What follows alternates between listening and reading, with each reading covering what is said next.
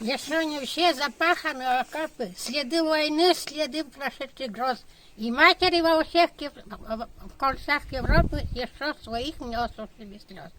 Еще не стерлись тяжкие обиды, и память бывших родственся живым, и скорбно костылями инвалиды еще стучат по пыльным постовым. Давно хотят любители наживы, чтобы их доходом не было числа, чтоб вся земля Америка служила, чтоб земля и рабы любила. Они хотят, но есть другие люди, и волю их ничем не сокрушить. И нет еще нигде таких оружий, которыми их можно устрашить.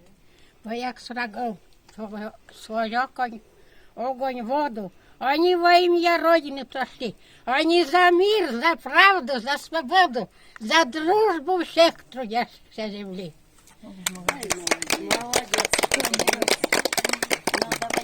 И верю я, придет пора такая, когда убийцы короли войны с лица земли от края и до края народным гневом будут сметены. Ой, молодец!